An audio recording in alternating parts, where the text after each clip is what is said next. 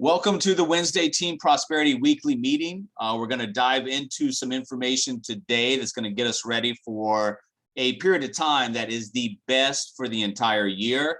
We always talk about a specific 12-week period of time, right about the time that school starts through right before Thanksgiving is a time period where you can get a year's worth of revenue and income growth accomplished in just one quarter.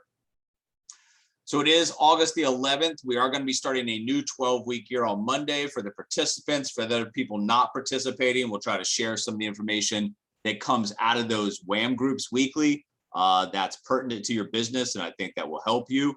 But we are getting close to the end of the summer, so we have used these weeks during the summer to do some stuff, build some infrastructure to get us ready for this next coming weeks. A few things that came up during the week that I just want to go through real quickly. When we're posting stuff, and this was a question from a couple of new agents this week, when they're posting things, it's not about, especially in the beginning, it's not about the number of followers that you have. It's about the ability to be able to produce content. If you produce content, the followers will come in and then you'll build your audience. But you guys need to become better at adapting to the skill set of content marketing, because the better that you can get at crafting a story and pushing people towards action steps, whether it's a lead magnet, whether you're pushing them to the message center, a phone call, whatever it might be, that all comes from being able to craft stories of things like transformation with good images. And we do have recordings on exactly how to go through the steps of posting some of those things that get engagement. Something else that came up this week is that you can't spend but so much time on the front end before a prospect has taken the necessary steps to make sure they have general interest. So let me give you two examples here. On the right-hand side over here is an agent just constantly going through strategically what they need to do in a methodical way that's getting the information out, but also making sure they are valuing their time, versus the agent on the left-hand side over here who's going into a conversation, just kind of winging it, talking to people, getting to know them. That is important as you move through building that rapport, trust, credibility, but you can't waste time on the front side with people that you haven't really put into the persona or found out if this is the right person that you should be talking to. And at the end of the day, column one or agent one has spent 71 minutes versus agent two 10 minutes getting that additional or that upfront material out to them. This is an hour difference, guys. That adds up. So you can't just on the front side just have random conversations, making friends, doing all these things, because it's going to eat away at your time. You're going to get less done and accomplish less than the person who is dialed in to exactly what they're trying to accomplish on any given phone call, text message, social media post. That brings me to another thing that we're going to talk about real quick that came up this week. I was helping a new agent, and they were sharing their screen. I saw some of the emails they're sending. Guys, if you have a great body of an email and nobody reads that email, does it matter? No. So what you have to understand is that the very first battle of an email is the subject line, and those matter. If they don't entice the person through curiosity, interest to open that email, doesn't matter what you have in the body. So when you're thinking about your email subject lines, you need to think about not only what you think the other side would open, but you also need to start analyzing when you get emails, even from unrecognized parties, and the subject line is something that you open it. Why did you open it? Because you're going to learn a lot from what you do. So understand that when you're looking at some of these things, you're trying to entice the person to do one thing and one thing only: open that email. Last week, you guys, we talked about what you need to be successful, creating a vision that actually excites you, very important, developing a plan of action to make that vision a reality, executing the plan daily, understand the importance of consistency. What do top performers know and do that average and bottom performers do not? So you can always revisit that if you need that information. And really what we're trying to get ready for is a period of time where if you neglect this period of time, if you don't go all in and really give forth maximum effort, you're going to regret it, because then the holidays are going to roll around and the new year is going to roll around, and some of those time periods can be difficult. This is the meat of the year. You need to go after it with, energy, aggression, intention. You need to attack this period of time. We are taking on a huge industry with a lot of old players. All of the environments are being digitally disrupted. Everything that you look at is being digitally disrupted. And what that means is that for decades, business was done a certain way. Now, this digital environment have paved the way for entrepreneurs like you, me, to take market share, revenue, and income, transferring from a more traditional model with traditional product, services, and approaches to digital, and from a typical producer to the entrepreneur. So understand what you're doing and understand the opportunity that's right in front of you if you can get aggressive about this. There's a wave forming, not only inside our company, but inside our team. We're building digital infrastructure. We've got assets. There's a lot going on from a macro, a micro level. So what you have to understand is, as this wave builds up and begins to crest and crash, that crest and crash means market share, money, revenue, income, partner growth. So you can understand something and sit by and watch it happen, or you can understand and take part. I encourage you guys to take part in what's about to happen here. If you are finding yourself, not really growing, maybe even contracting, there's reasons for that. And it all usually stems back to ourselves. So if we're stuck, draw a line, make this a moment where things aren't going to continue down the same route they have. A lot of us, we get addicted to comfort. The brain loves to do exactly the same thing that you've been doing. It'll just be okay with repeating those same patterns. If you create habits and patterns that are good for you, watch your life on a professional and a personal level really take off and become your biggest fan, guys. Cheer yourself on. Learn how to turn your problems into projects. This is an opportunity right now for us to win as individuals, for us to win as a team. And you really don't want to miss your chance to win here.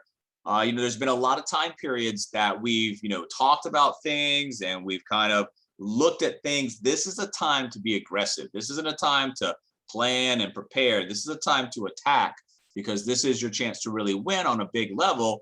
And then once you understand that, your message to the marketplace, who's coming with me as a client, as a partner, whoever it might be, but especially on the partner side, if you've got something and you know how to talk to people about it, it's as easy as identifying who do I want, where are they, and what's the message that's going to get them responding back to me. Many times we need to go just back to the basics. And that's really in a time of rebirth, which a lot of people have during this time of year. You want to go back to the basics. What works, what doesn't work, why, and really go with those things that work and eliminate yourself, your time, energy, resources from the things that don't work. You got to focus on a growth mindset. And it can be hard in times like this where you're surrounded by so many people with fixed mindsets, so you've got to understand, in order to be successful, you got to create a growth mindset. And once you create a growth mindset for yourself, it's easy to identify other people with growth mindsets, be able to talk to them about, varying opportunities. Fixed mindset versus growth mindset. I'm not going to go through all of this, but it's everything from the way that you view mistakes all the way to your concerns, your efforts, your challenges, your feedback. It's two starkly different ways to view this center aisle right here. And if you are locked in a fixed mindset, or you are working with people or trying to recruit people with fixed mindsets, probably not going to find success here because of the way they kind of view the world and everything around it. Growth mindset, you got to think for yourself, and you got to bring agents in that are thinking income over expenses. And we're constantly thinking about making a mortgage payment, making a car payment, making that credit card payment. We can't be thinking about our cash flow and our income. And trust me, the answer to your problems, the answer to your agent's problems fall on the income and the cash flow side of the equation. You make more money, problems disappear, right? You make more money, you can give away from a surplus. If you're not making ends meet, you can never do things for other people. give away, things in terms of a surplus if it's not there. So income and cash flow over expenses. And then you've got to understand, in a world where, we've got assets that are really online 24 hours a day, if you're trying to make 100 grand, well, you're just not going to drift into it. What is 100 grand? Well, broken down, it's 273 a day. It's $11 an hour if you've got a business that's running 24 hours. So you need to understand, if I'm going to make something, I'm not just going to drift into it like we just said. You're going to have to develop a plan of action and metrics to make sure that you're getting to the end game or the end result along the way. Cash flow is the answer really to your partner's problems and your client's problems. You got to make sure that you are attracting people that understand we are trying to do things today, pay the price today, so we can pay any price tomorrow. We're trying to build a team that creates nationwide distribution, and the monetary rewards that come from that can be enormous with a product or a service like we have. Know your why. And then we just talked about this last week. We talked about this in the Facebook group. If you don't have goals, if you don't have a vision that excites you, don't go down any further into the rest of the steps of planning what you're trying to do until you get a vision that excites you. Because if you don't have a vision that excites you, you're never going to be motivated to take the massive action steps that you need to reach that vision. Write your goals down, stay accountable. It's all the things that we talk about, that when you look at the top performers versus the average and bottom, there's starkly different ways they approach their mindset, their day, their actions, etc. What do we really want? All of us want time freedom, financial freedom, lifestyle freedom, but that's not enough of a vision and a goal. You got to dive down deep. What is it about these things in your situation, your life? What is it that you actually want? Because when you actually start identifying things that you want, you can visualize those things. Vision boards are great. It's not about just like moving to a new place or getting a new car or getting a new house. It's a specific place, specific car, specific house. You have to be able to, not only be able to see yourself there, feel it with emotion. Vision boards will help you guys. And these vision boards help you stay motivated because you're constantly reminded of what you're trying to do for yourself. And it really comes down with, what do you want? What do you want? What do your partners want? What do your clients want? And then once we figure out what it is that we actually want, there's a plan of action that consists of working hard, staying diligent, and then on the back side, the victory. And then on the other side of what do you want, what's it going to take? And for our partners, we just want to know, what is it that you want out of your life? That's not our job to develop, some type of a vision, to develop your own specific goals. That's unique to you. So what do you want? How do you get there? And how long is this going to take? This bottom one, how long is it going to take, is often neglected in people's plans. And then what we find is that it takes them a lot longer because they didn't put some type of a time or an expiration date on their goal. We got to create momentum. And if you've ever created momentum in a business or in really anything that you're doing, it's awesome to watch. The fruits of your labor start to explode. You gain traction, momentum, all of these things. But if you've never, really gained momentum in your business, then it usually comes back from there's not enough of a spark coming from your side. Remember, you start a business from ground zero. You have a lot of help. You have a lot of assets and resources. But it's your job to get that initial traction to give you and your business an opportunity to build momentum. Once you build that momentum, it's going to want to keep going. And you start that by understanding that you can't just look at your day, say, I'm going to sit down in a chair, stare at a computer for 8 hours a day, try to accomplish what I want. You got to turn everyday, routine, mundane activities into games. You got to break that day into smaller units to avoid burnout. Go at it really hard for an hour. Step back, spend some time with your kids, go work out, take a walk, do whatever it is that you want to do, and then come back. If you go at something, reset, you'll find that you are happier and you'll get a lot more done than just sitting in that chair, like I said, for many hours. That's not really a plan of action that's going to make you happy or get results. Breaking things down will. SMART goals. We don't need to go through this, but they've got to be specific, meaningful, action-oriented, realistic, and timely. This isn't the first time that you guys have seen this, so there's not a lot of time that we need to spend on this, but SMART goals, guys, the more specific your goals are, easier it is for you to envision them, not only accomplishing them, but after they've already been accomplished. And you have to realize that everything that you're doing right now on a daily, hour, weekly, monthly, yearly basis is transferring into from the action to the result. So if I'm not doing anything in the next hour for my business, that's affecting the results for the year. So you have to understand everything's a compounding factor. If you're not doing anything, it compounds on top of itself. If you are doing some, it compounds on top of itself. So understand, even in the brief, 10, 15 minutes, maybe between appointments, try to squeeze out what you can, because every little bit helps in terms of a positive direction in making progress towards your goals.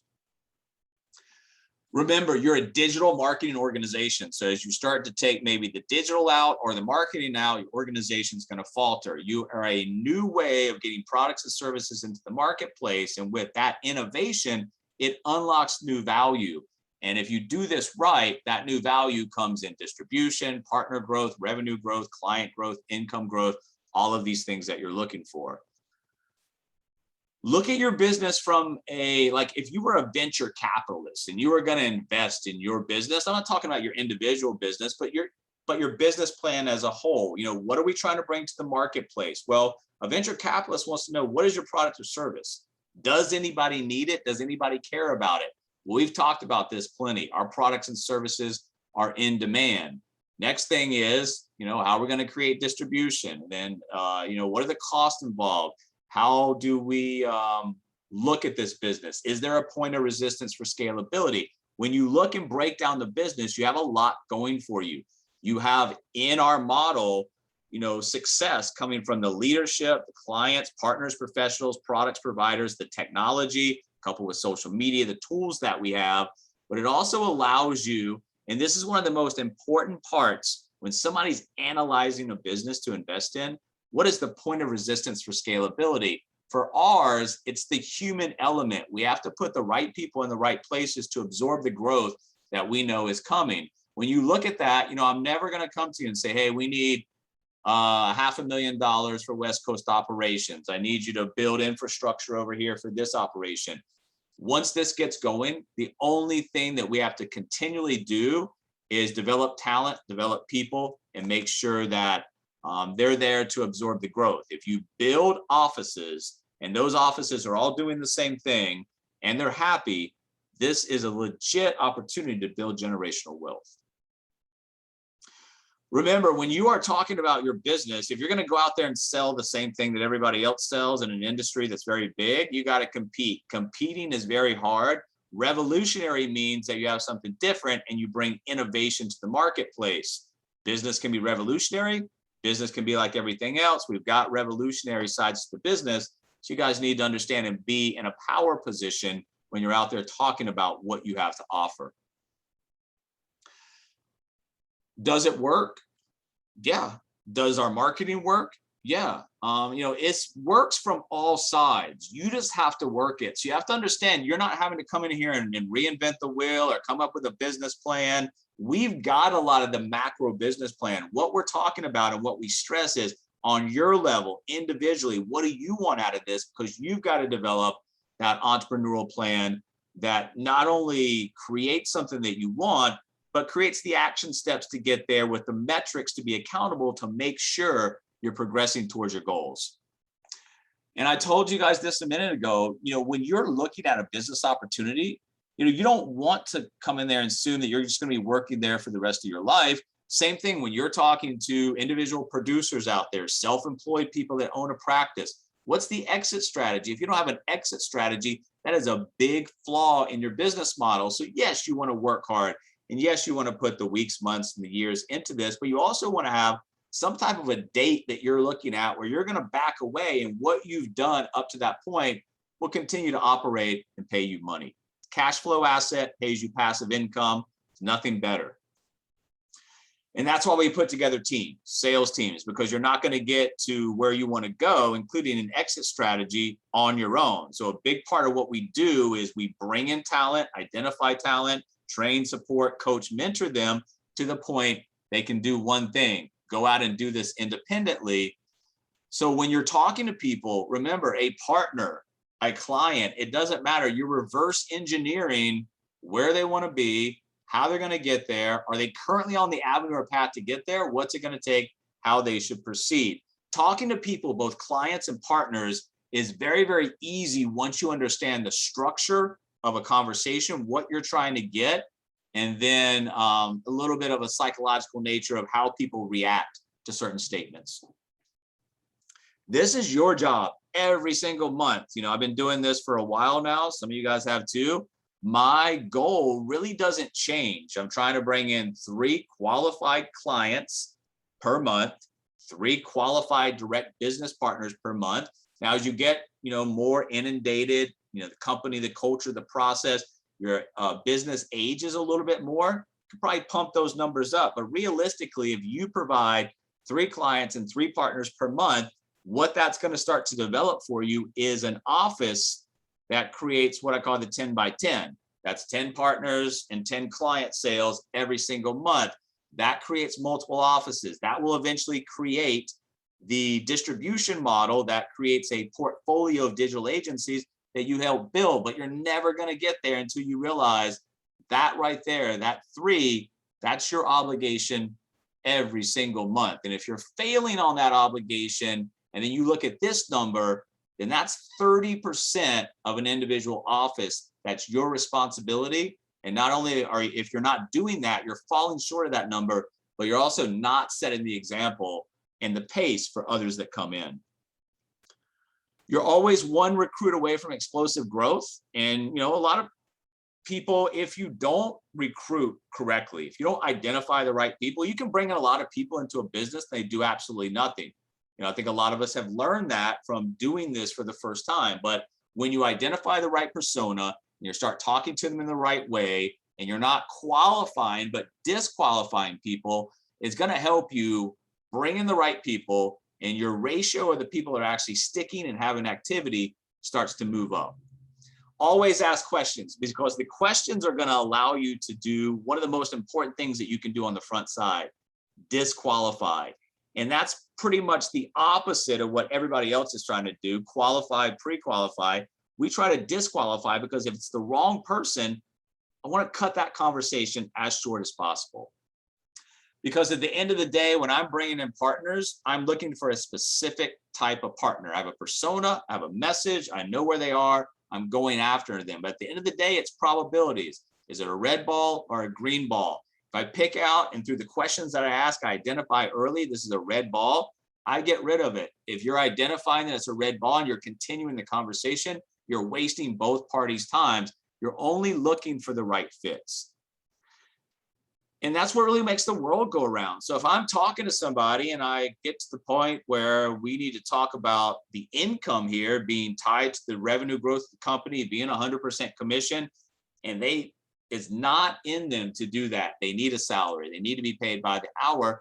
That's okay. We're going to end that conversation. If I can help them on the client side, that's a possibility. But at the end of the day, everybody's wired different. You're not trying to make people. You're just trying to identify the right people.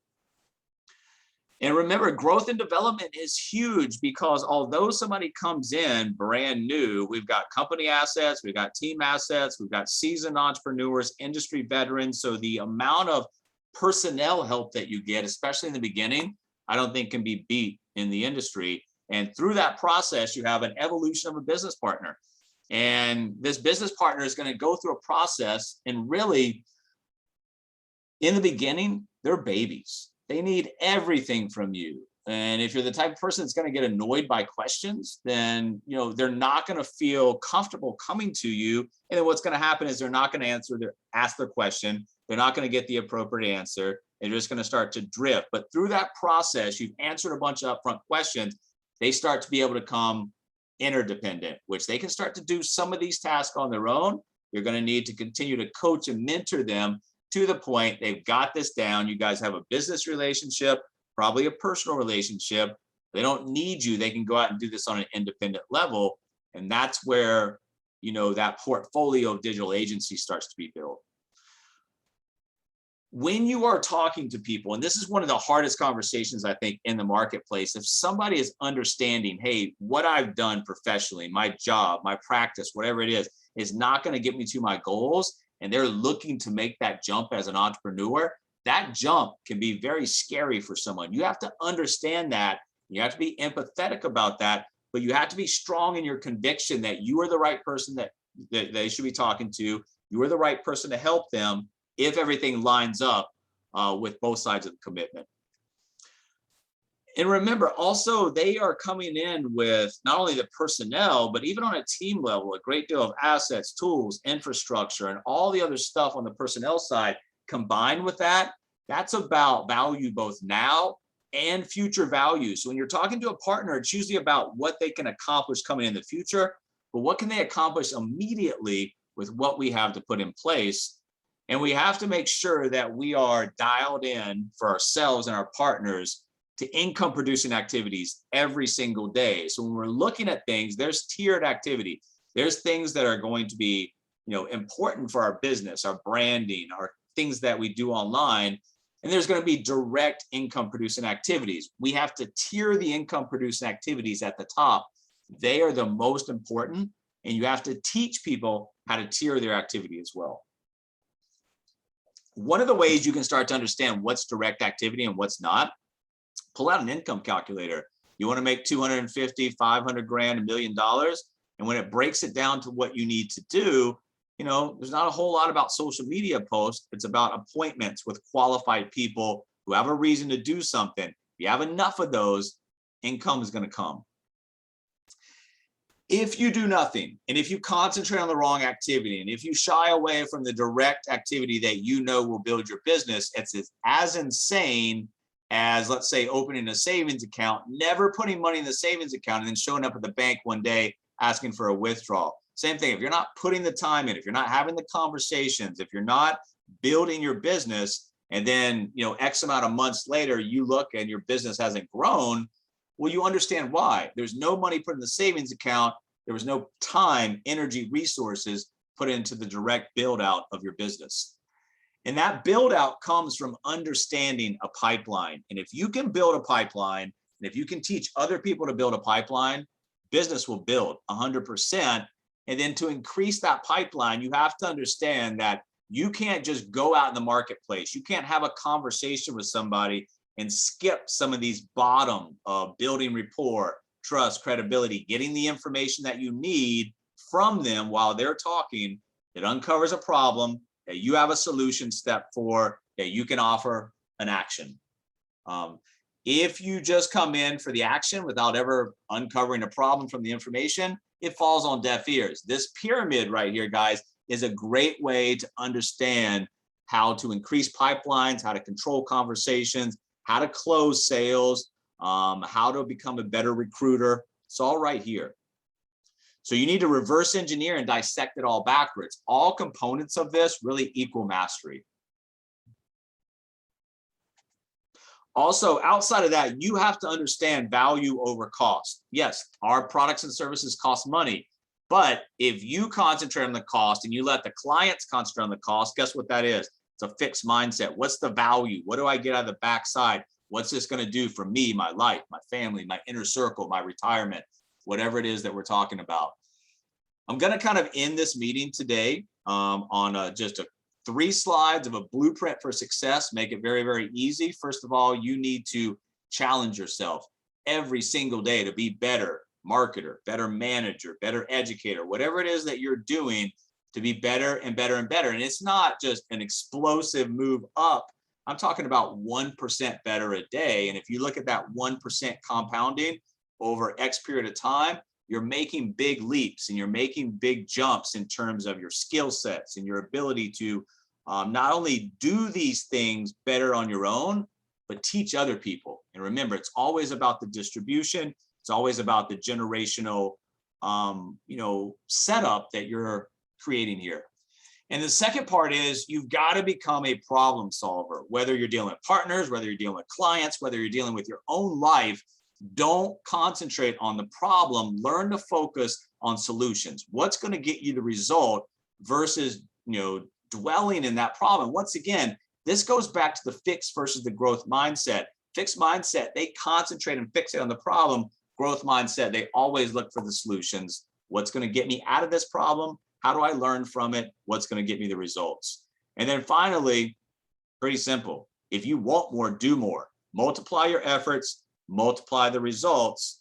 And then finally today, just a little fair warning, guys, with what's going on in the company, in the team right now. We're in a position over the next 6 to 9 months that if you dive into this, you're going to see things change on a major scale.